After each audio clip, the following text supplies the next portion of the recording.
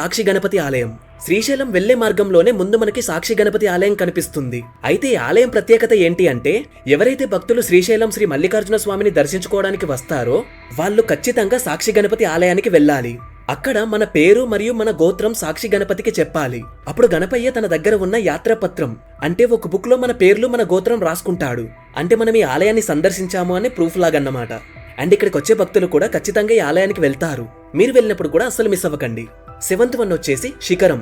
శిఖరం అనేది నల్లమల్ల అడవులోనే ఎత్తైన పర్వతం. అందుకే ఈ కొండకి శిఖరం అనే పేరు వచ్చింది. అయితే ఈ శిఖరం సముద్ర మట్టానికి 2850 అడుగుల ఎత్తులో ఉంటుంది. ఎప్పుడైతే మీరు శిఖరం పైకి ఎక్కుతారో మీకు శ్రీశైలం మొత్తం కనిపిస్తుంది. అయితే శిఖరం పైన కార్తికేయుడు లింగ ప్రతిష్ఠ చేశారు అని కొన్ని ప్లేసెస్ లో రాసి ఉంది. అండ్ ఈ టెంపుల్ ఎవరికి కట్టారు అనేది ఎవరికీ తెలీదు. అయితే ఆలయం పైన కొన్ని అక్షరాలు కనిపించాయి. ఈ అక్షరాలను 1920లో రాశారు అని ఒక అంచనా వేశారు. అయితే ఆలయాన్ని రెనోవేట్ చేసే సమయంలో ఇవి రాసుండొచ్చు అని అంచనా. కానీ ఈ ఆలయం కొన్ని వందల సంవత్సరాల కింద నిర్మించబడినది.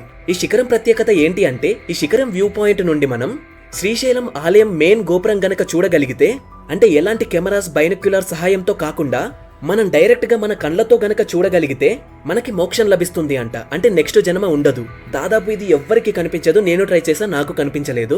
కానీ మీరు ఈసారి శిఖరంకి వెళ్ళినప్పుడు ట్రై చేయండి. కానీ బైనోక్యులర్స్ ఉంటుంది, అందులో నుండి చూసి కూడా ట్రై చేయండి.